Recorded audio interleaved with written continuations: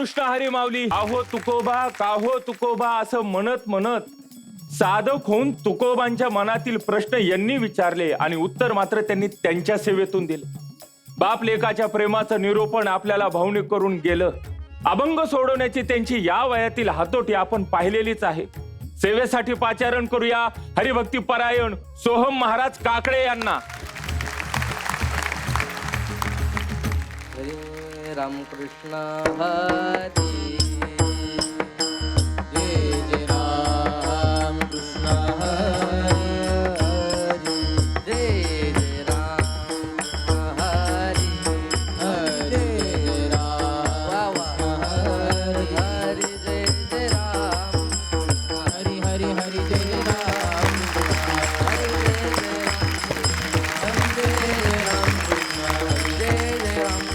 हरी जय जय राम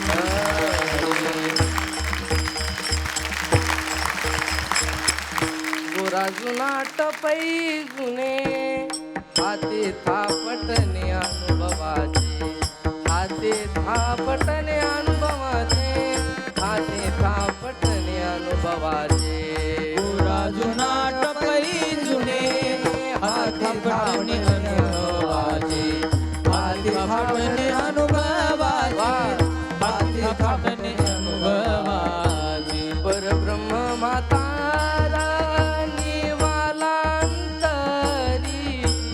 परब्रह्म मातारा निवाला अंतरी वैराग्याचे वरी पालाळला वैराग्याचे वारी पाला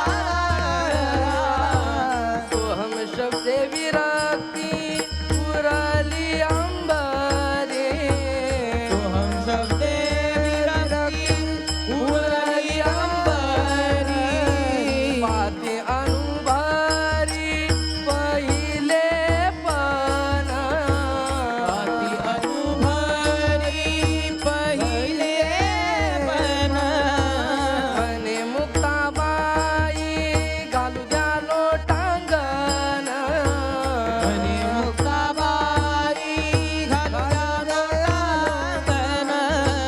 जाऊ द्या शरण अव्यक्ताचे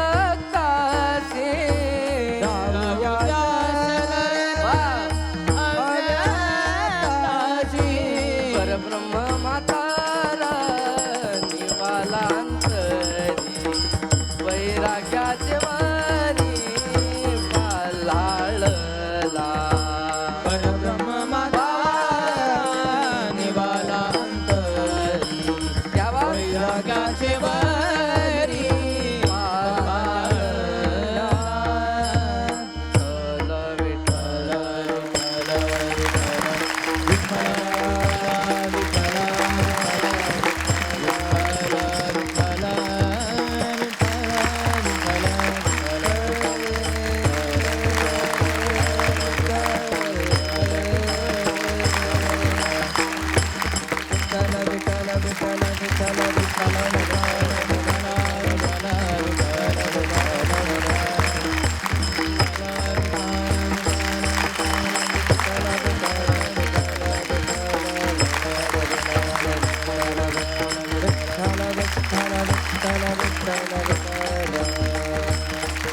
बोला पुंडलिक वरदे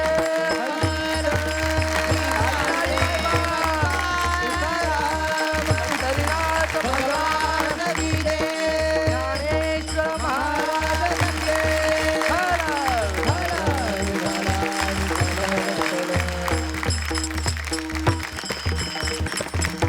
प्रस्तुत प्राप्त समय कीर्तन रूपी सेवेसाठी निवडलेला अभंग ब्रह्मचित्कला आदिशक्ती मुक्ताबाई यांचा 4 चरणाचा उत्कृष्ट असा सर्वांच्या पाठांतरातला परिचयातला संत नामदेव महाराज यांच्या चरित्रांतर्गत आलेला हा अभंग आणि या अभंगामधून संत मुक्ताबाई गोरोबा काकांचा अधिकार सर्वच संतांना बजावून सांगतात. विठ्ठल विठ्ठल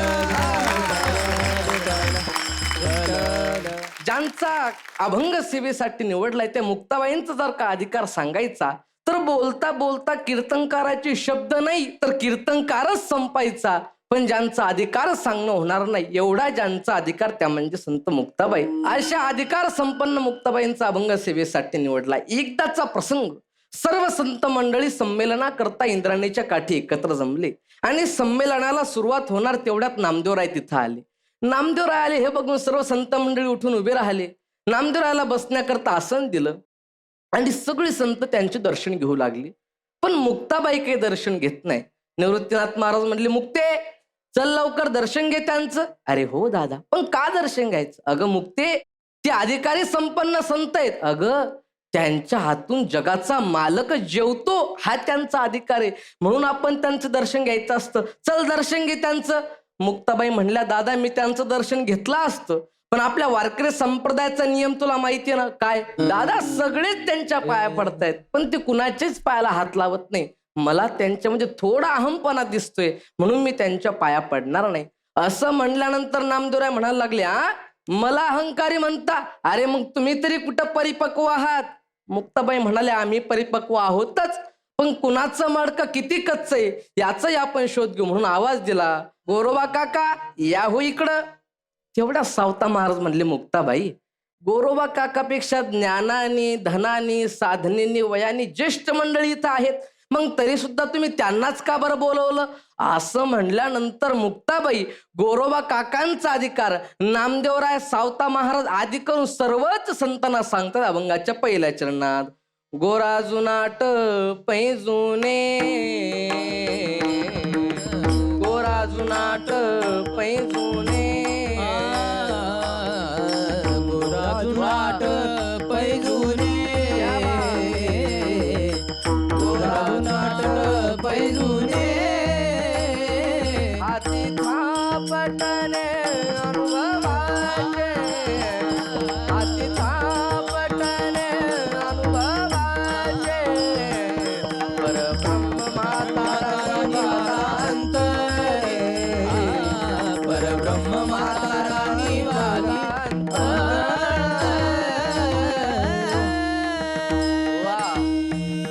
गोरोबा काका यांच्याकडे जुन्याहूनही जुनं परंपरागत चालत आलेलं परब्रह्म स्वरूपाचं यथार्थ ज्ञान त्यांच्याकडे आहे. शिवाय हाती थापटणे अनुभवाचे त्यांच्याकडे प्रातिभानुभूती संपन्नतेचं थापटणं आहे. जेव्हा पांडुरंगानं साक्षात गोरोबा महाराजांना दर्शन दिलं तेव्हा केवळ भगवंत सत्य आणि संपूर्ण जगत मिथ्य अशा प्रकारची भावना त्यांना झाली. अशा प्रकारचा स्वानुभव त्यांना आला आणि याच स्वानुभवाला प्रातिभानुभूती संपन्नता असं म्हणतात. म्हणजे भगवत साक्षात्कार रूपी थापटण्यानं गोरोबा काका सर्वच संतांना तपासणार आहे, म्हणून मी हा अधिकार त्यांना दिला.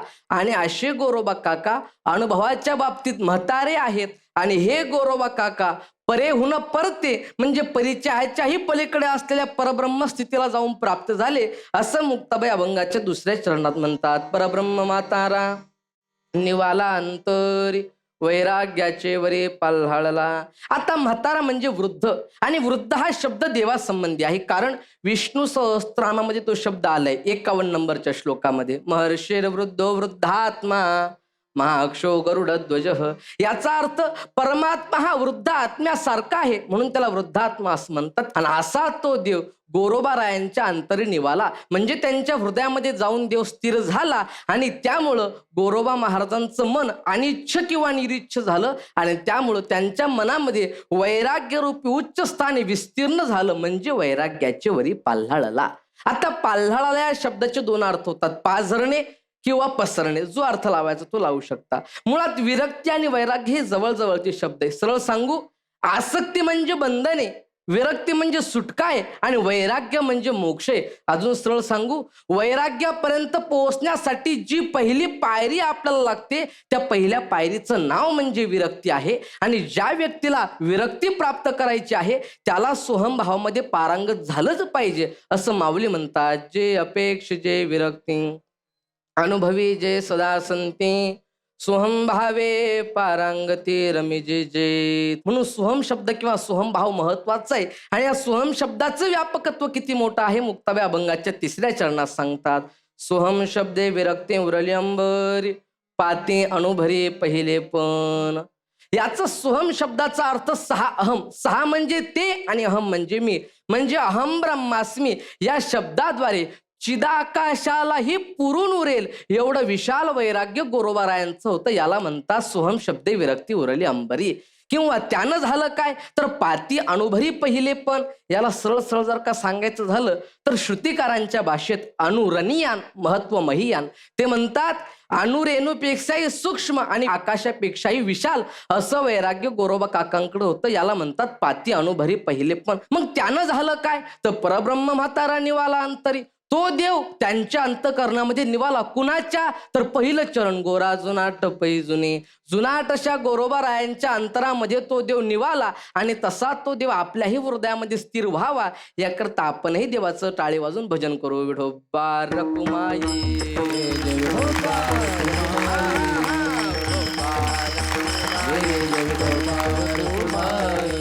एवढं सर्व सामर्थ्य सांगितल्यानंतर मुक्ताबाई म्हणतात की अशा ह्या महान संताला वैराग्य शिरोमणी श्री गोरोबा महाराजांना मी लोटांगण घालते अभंगाच्या शेवटच्या चरणात. म्हणे मुक्ताबाई घालू द्या लोटांगण. म्हणे मुक्ताबाई घालू द्या लोटांगण. म्हणे मुक्ताबाई घालू द्या लोटांगण. म्हणे मुक्ताबाई घालू द्या लोटांगण. जाऊ द्या शरण अव्यक्तासी. जाऊ द्या शरण अव्यक्तासी. परब्रह्म माता निवाला अंतरी. ब्रह्म माता निवाला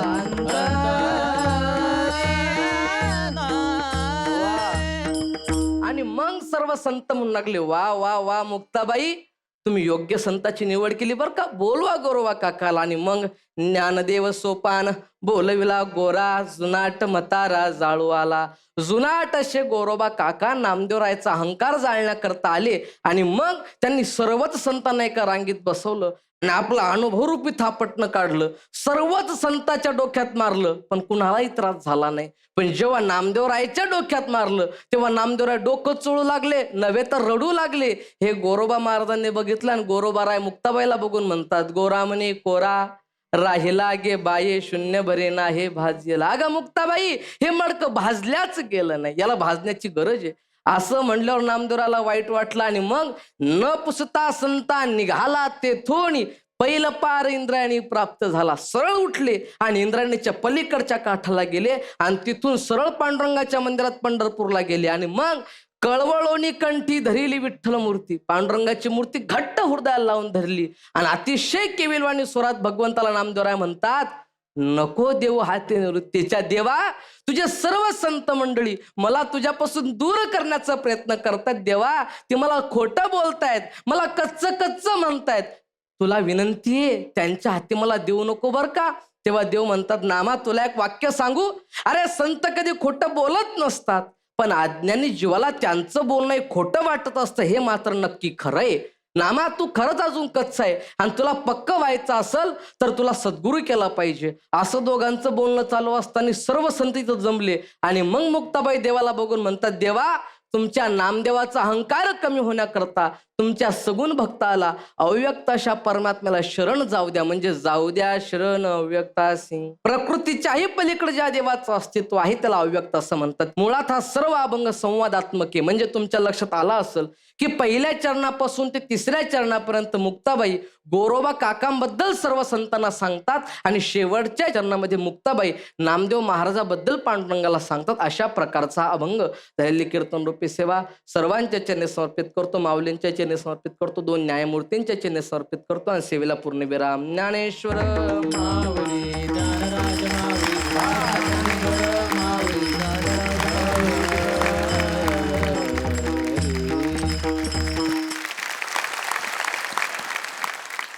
रामकृष्ण हरी. रामकृष्ण. माऊली सोहम महाराज सोहम भावाने काय रंगणं असतं ते सांगायला जर सोहम महाराज असतील वा वा तर तो अनुभव घेणं अद्भुत आहे. म्हातारा म्हणजे काय निवाला म्हणजे काय वैराग्याचे वरी पाल्हाळणं म्हणजे काय विरक्ती वैराग्य या सगळ्या संकल्पनांना इतकं मनमुरादपणे आपण म्हणलं त्याला म्हणतात खऱ्या अर्थाने भावयुक्त कीर्तन. आणि दुसरी महत्वाची बाब की हा जर संवादात्मक अभंग असेल तर त्यातली 3 चरण कोणाशी आहेत, शेवटचं चरण कोणाशी आहे, हा भेद आपण नेमकेपणाने उलगडून सांगितला. मला असं वाटतं की अभ्यासाचं लागणारं व्यसन हे तुमचं कधीच सुटू नये. वा, नक्कीच. कोणत्याही कारणाने अनुकूलता येईल, प्रतिकूलता येईल, पण तुका म्हणे वाटे नको फुटो देवी फाटे. असा हा प्रवास आपला फाट्याला फाटा देऊन अफाट असा व्हावा, वा वा वा, या शुभेच्छा. धन्यवाद. आई साहेब, सोहम महाराज, आपले या स्पर्धेतलं हे कीर्तन अति उत्तम आणि अति सुंदर, गुड बेटर बेस्ट. आपल्याला शुभेच्छा. आजची अंतिम सेवा सादर झाली. निकालासाठी शुभेच्छा माऊली. धन्यवाद. रामकृष्ण हरी. रामकृष्ण हरी. माऊली, आपला पुढचा सेवेकरी म्हणजे 12 वर्षाची वारकरी संप्रदायाची वाहती नदी. खर तर आई वडिलांनी लेकीसाठी जे कष्ट केले ते कष्ट म्हणजे वारकरी संप्रदायाची सेवा आहे. आणि या सेवेचा मेवा एक दिवस त्यांच्या पदरी काल्याच्या रूपाने पडल्याशिवाय राहणार नाही. माझी मुक्ताई मुक्ताई 12 वर्षाचं गले करू, असं आपल्या कीर्तन सारथी आई साहेबांचं म्हणणं त्यांनी सार्थकी लावलं. सेवेसाठी पाचारण करूया हरिभक्ती परायण यशस्वी महाराज आडे यांना. ज्ञानियांचा गुरु राजा महाराव, ज्ञानियांचा गुरु राजा महाराज, ज्ञानियांचा गुरु राजा महाराव, ज्ञानियांचा गुरु राजा महाराज. म्हणती ज्ञानदेव तुम्हाईसे, ज्ञानदेव तुम्हाईसे, म्हणती ज्ञानदेव तुम्हाईसे. मज पामरा हे काय थोरपण, मज पामरा हे काय थोरपण, मज पामरा हे काय थोरपण, मज पामरा हे काय थोरपण. पायीची वहान पायी बरी, पायीची वाहन पायी बरी, पायीची वाहन पायी बरी. ब्रह्मादिक जेथे तुम्हा ओळगणे, ब्रह्मादिक येते तुम्हा ओळंगणे, ब्रह्मादिक जेथे तुम्हा ओळगणे, ब्रह्मादिक जेथे तुम्हा ओळंगणे. इतर तुळणे काय पुढे, इतर उडणे काय पुढे, इतर उडणे काय पुढे. तुका म्हणे नेने युक्तीची ते खोली, तुका म्हणे नेने युक्तीची खोली, तुका म्हणे नेणे युक्तीची ते खोली, तुका म्हणे नेने युक्तीची या खोली. म्हणून ठेविली पायी डोई, मनोनी ठेविली पायी डोई, मनोनी ठेविली पायी डोई. मज पामरा हे काय थोरपण, मज पामरा हे काय थोरपण, मज पामरा हे काय थोरपण, मज पामरा हे काय थोरपण. पायीची वहान पायी बरी, पायीची वाहन पायी बरी, पायीची वाहन पायी बरी. विठ्ठल विठ्ठल,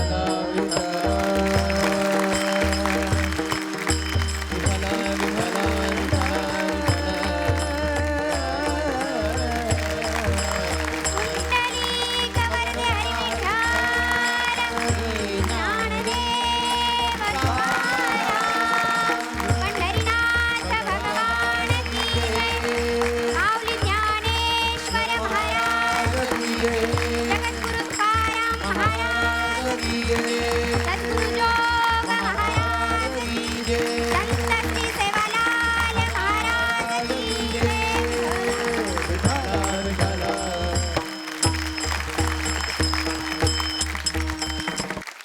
प्रस्तुत प्राप्त प्रसंगी प्राप्त स्थळी कीर्तनरूपी सेवेसाठी निवडलेला अभंग श्रीमंत श्री जगद्गुरु तुकोबाराय यांचा 4 चरणांचा असून तुकोबाराय या अभंगामध्ये ज्ञानोबारायांचा मोठेपणा काय आहे हे एका विशिष्ट प्रकाराने प्रतिपादन करतात. विठ्ठल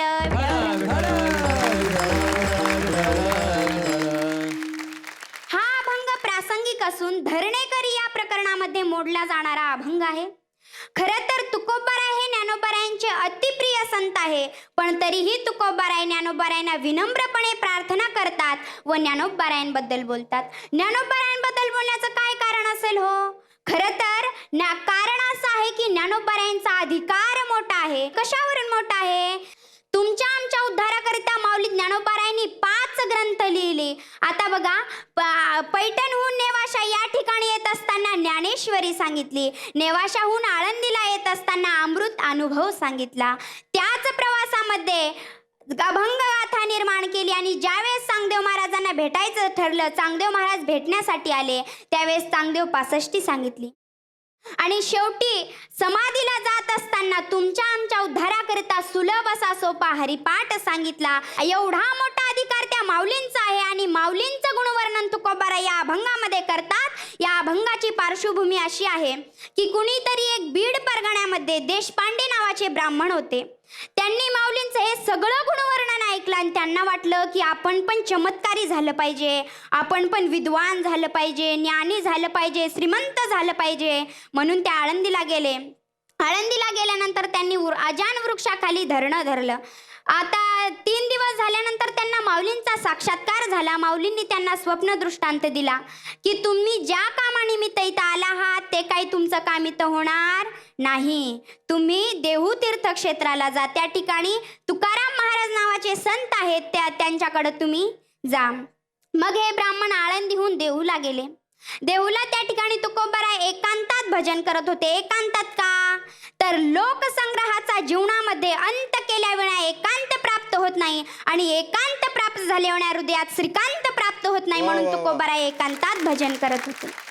आणि हे बीड परगण्यामधील देशपांडे नावाचे ब्राह्मण तुकोबारायांकडे गेले व सांगितलं की मला ज्ञानोबारायांनी तुमच्याकडे पाठवलेलं आहे. माऊलींचं त्या तुकोबारायांचं अंतःकरण भरून आलं आणि तुकोबाराय माऊलींबद्दल जे काही बोलतात ना ते खूप गोड शब्द आहेत. काय ज्ञानेश्वरी उणे तीही पाठविली धरणे. धरणेकरालाही समजलं की माऊलींचा एवढा मोठा अधिकार असून त्या माऊलीने आपल्याला तुकोबारायांकडे पाठवलं, म्हणजे तुकोबारायांचा अधिकार देखील काही सोपा नाही. मग तुकोबारायांनी त्या ब्राह्मणासमोर हात जोडले. ब्राह्मणाने तुकोबारायांना साष्टांग दंडवत घातलं व धरणेकरी निघून गेला. निघून गेल्यानंतर तुकोबारायांनी माऊलींच्या दिशेने आळंदीकडे साष्टांग दंडवत घातलं व जे काही वर्णन केलं, जे काही चिंतन केलं ते अभंगाचं प्रथम चरण. ज्ञानी यांचा गुरु राजा महाराव, म्हणती ज्ञान देव तुम्हाईसे, म्हणती ज्ञान देव तुम्हाईसे, म्हणती ज्ञान देव तुम्हाईसे.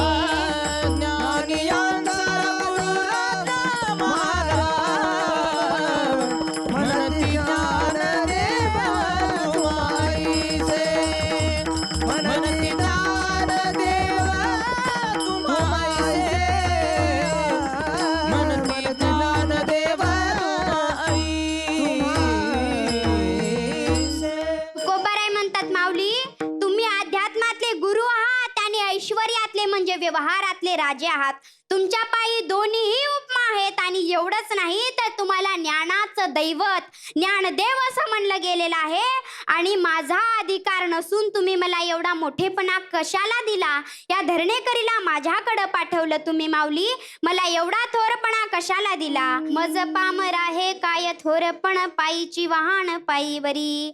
तुकोबारायांना वाटलं की माऊलींचा एवढा मोठा अधिकार आहे आणि त्यांच्याबद्दल आपण फार कमी बोललोय, म्हणून अजून काहीतरी बोललं पाहिजे. म्हणून ब्रह्मादिक जेथे तुम्हा ओळगणे इतर तुलने काय पुढे. जेथे तुम्हा ओळगणे ब्रह्मादिक जागतिक दर्जाची जी माणसं आहे ती सुद्धा तुमच्या पायावर लोटांगण घालतात किंवा लोटांगण घालायला येतात. मग इतर तुमची काय बरोबरी, इतर लोक काय तुमची बरोबरी स्पष्ट करणार माऊली? म्हणून मला आपलं जे दृष्टांताचं सामर्थ्य आहे, जे ज्ञानाचं सामर्थ्य आहे, आपली जी दृष्टांताची खोली आहे ना ती मला न समजण्यासारखी आहे. म्हणून मी आपलं फार वर्णन करण्यापेक्षा आपल्या पायी नतमस्तक होतो. तुका म्हणे नेणे युक्तीची ते खोली, म्हणून ठेविली पायी डोई.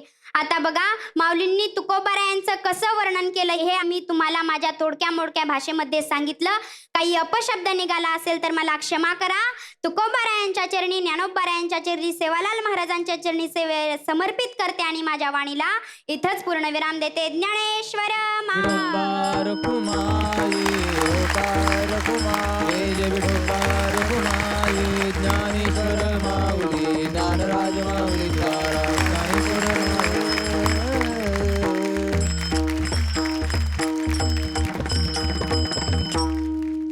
जय सेवालाल. जय सेवालाल. रामकृष्ण हरी. रामकृष्ण हरी. माऊली, यशस्वी महाराज मगाशी म्हणाल्या, काही चुकीचा शब्द निघाला असेल तर मला क्षमा करा. या वयात शब्दच निघत नाहीत. वा, किती चुणचुणीतपणा.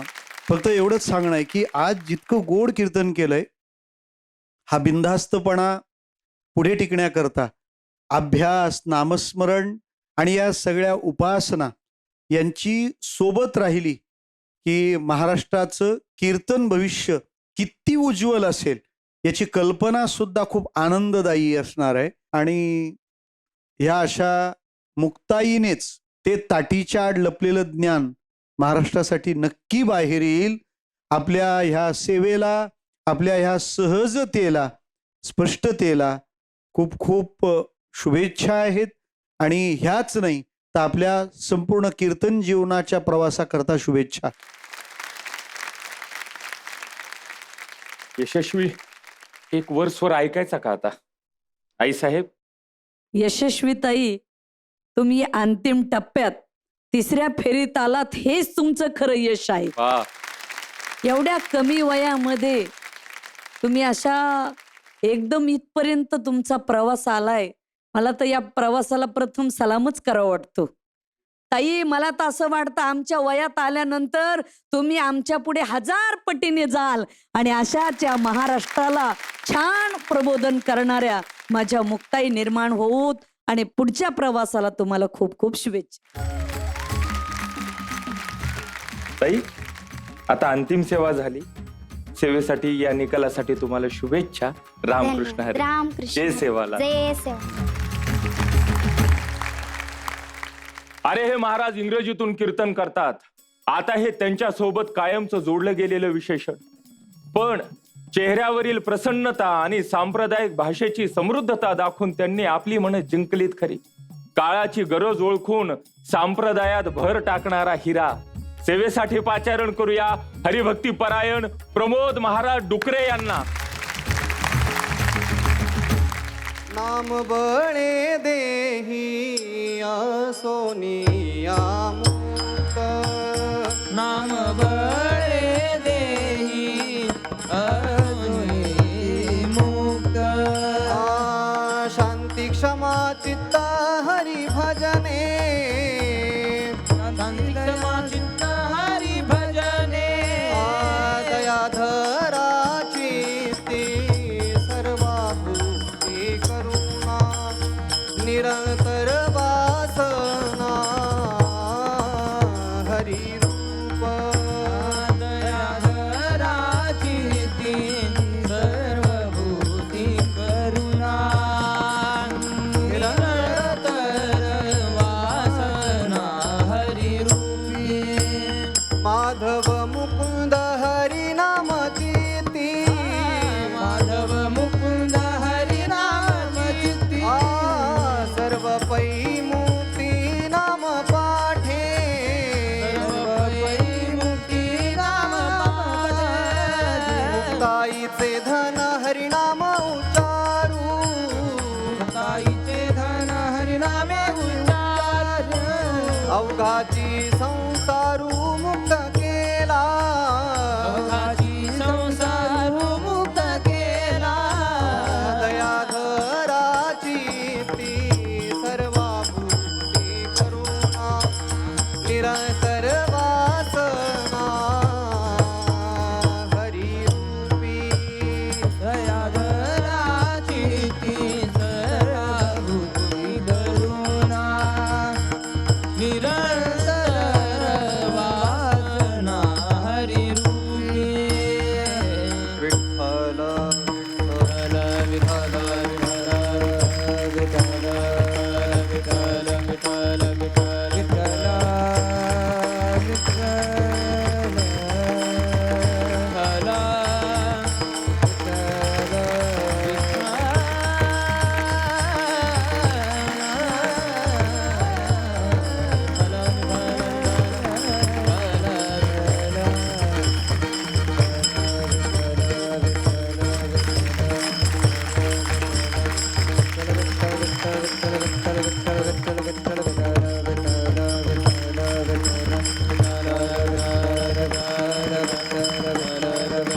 विठ्ठल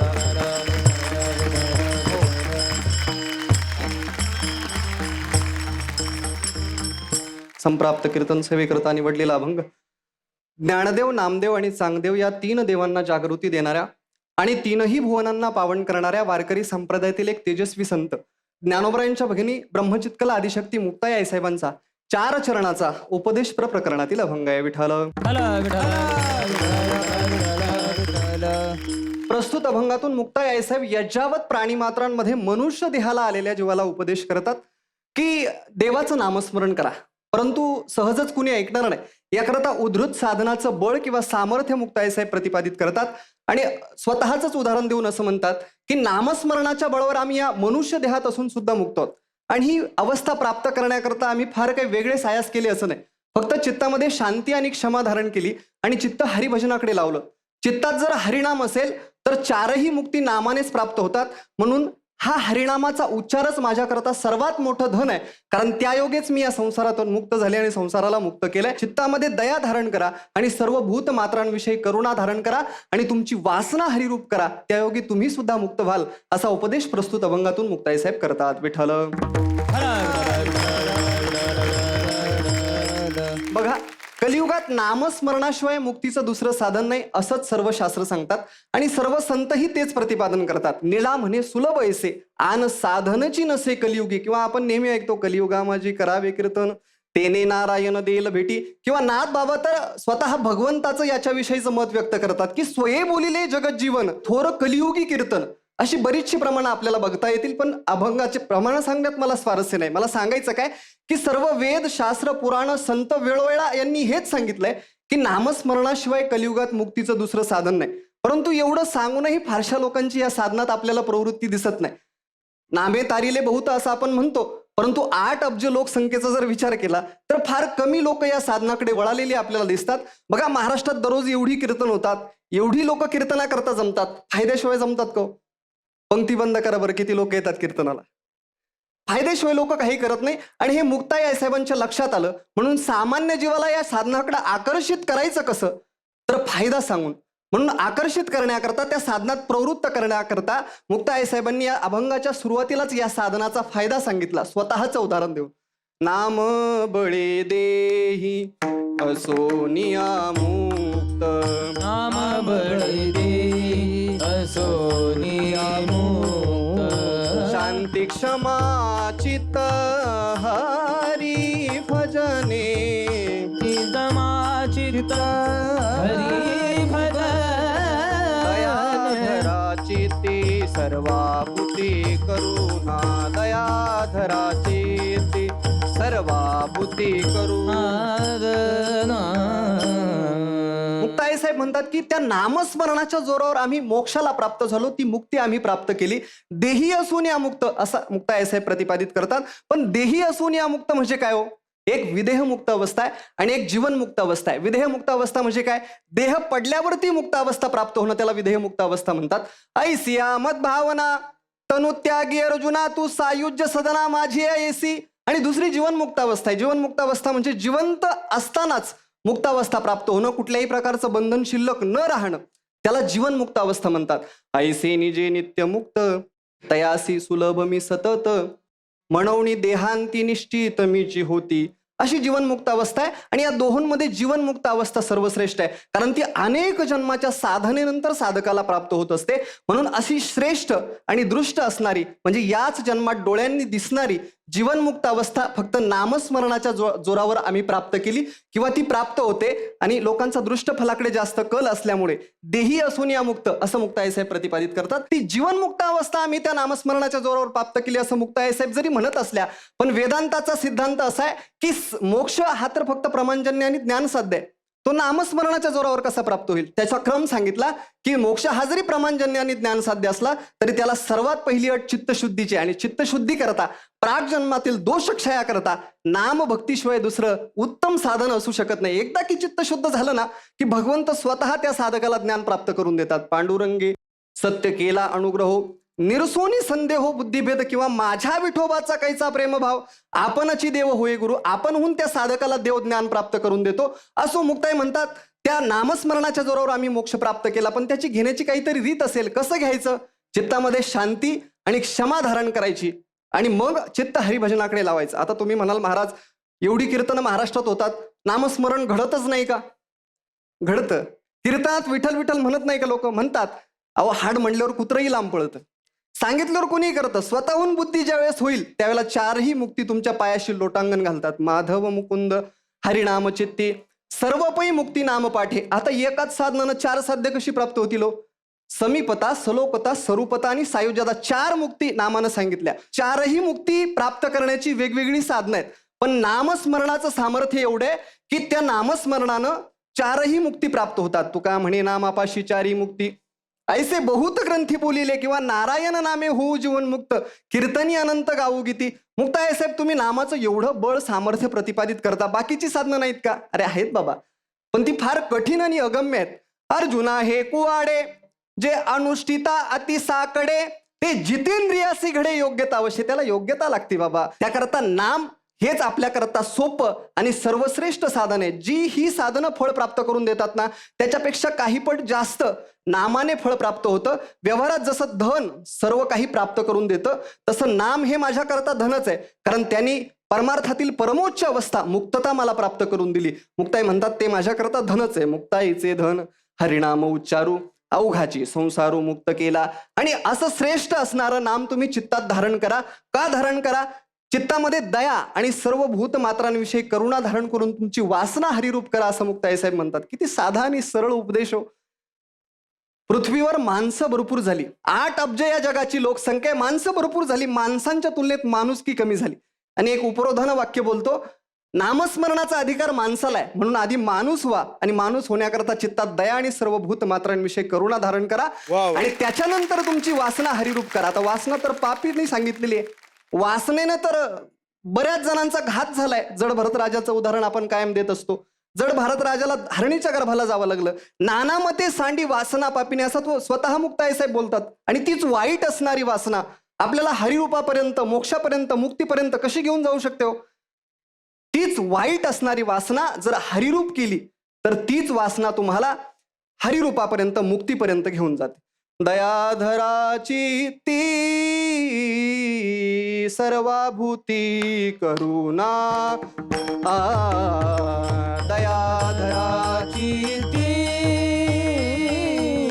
सर्वबुद्धी करुणा निरंतर वासना हरिरूप निरंतर वासना हरिरूप दयाधराची ती सर्वाभूती करुणा दयाधराची ती सर्वबुद्धी करुणा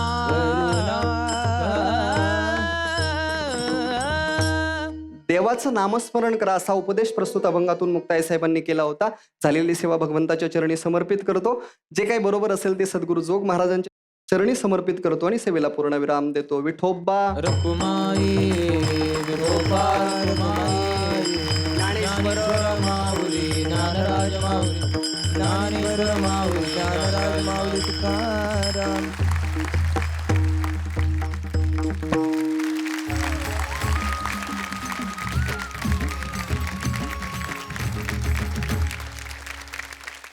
महाराज आपल्यापासूनच सुरुवात करूयात. प्रमोद महाराज, इतकी गोड सेवा संपन्न झाली म्हणजे एखाद्या कीर्तनानंतर त्यातल्या कोणत्या मुख्य वैशिष्ट्याला प्रकाशित करायचं असा विचार ऐकताना सुरू असतो. पण हे कीर्तन जसं जसं पुढं पुढं सरकत होतं तसं ते नवं पुढे येणारं वैशिष्ट्य आधी झालेल्या वैशिष्ट्याला मागं टाकत होतं. आणि गाण्यातलं अंग नाजूक आहे पण फार छान आहे. त्यांनी हलक्या स्वरातली वजनदार चाल पहिल्या चरणाला लावली, त्याच्यातला शांती हा शब्द अगदी शांतपणे उच्चारला. पहिल्या चरणाची चाल गाता. नाम बळे देही असोनिया मुक्त शांती क्षमा चित्त हरी भजने दया. ये बात आहे. या गोष्टी मिस होत आहेत आता. म्हणजे कानठळ्या बसवणारा आवाज म्हणजे संगीत हे फार विसंगत आहे. हृदयापर्यंत ते स्वर आपले पोहोचत होते आणि एका परिपूर्ण कीर्तनाला मांडत असताना संप्रदाय शुद्ध असं असूनही प्राचीन अर्वाचीनाचा मेळ घालणारं एक गोड कीर्तन आम्हाला अनुभवता आलं. खूप शुभेच्छा आपल्याला. आई साहेब, प्रमोद महाराज, तुम्ही मेन जे होतं ना सूत्र नाम, आणि नामाभोवती चौफेर फिरून तुम्ही नाम हेच श्रेष्ठ आहे असं मुक्ताबाईंनी जे प्रतिपादन केलं त्या विषयाला 100% तुम्ही न्याय दिला आणि सुंदर विवेचन केलं. आपल्याला पुढील प्रवासासाठी खूप खूप शुभेच्छा. काय मग आता काय अनुभव? ज्यावेळेला हा कार्यक्रम सोनी मराठी वाहिनीवरती सुरू झाला हा, त्यावेळेला फार प्रकाश झोतातला कीर्तनकार, फार प्रसिद्ध असणारा कीर्तनकार मी नव्हतो. बरं. परंतु सोनी मराठीनं मला प्रकाश झोतात आणलं. माझ्या पहिल्या एपिसोडला गुरुवर्य महाराजांनी एक कमेंट दिली होती की आजचा कीर्तनकार बस स्टँडवर न भेटता कुठंतरी बाहेर एअरपोर्टवरती भेटावा. ते गुरुवर्यांचं स्वप्न कुठंतरी खरं होताना त्या वाटेला लागताना आज मला दिसतंय. दुबईवरनं कीर्तनाचं निमंत्रण, त्यांचा प्रतिसाद मला प्राप्त झाला. गुरुवर्यांचे शब्द खरे ठरत आहेत आणि तो आशीर्वाद मला प्राप्त झाला. या कार्यक्रमाच्या निमित्तानं फार सुंदर अनुभव आहे. वा, अंतिम सेवा सादर झाली. निकालासाठी शुभेच्छा. रामकृष्ण हरी. या पावले, आजच्या भागातील आपल्या तिन्ही सेवेकरांची सेवा इथे समाप्त झाली. पण निकालाची उत्सुकता अशीच मनात ठेवा, कारण उद्याच्या भागातील 3 सेवा झाल्यानंतर आपल्याला आपल्या अंतिम 6 रत्नांपैकी पुढचं रत्न भेटणार आहे. तोपर्यंत पाहत रहा कोण होणार महाराष्ट्राचा लाडका कीर्तनकार. जगात भारी आपली पंढरीची वारी, एक मुखानं बोला पांडुरंग हरी.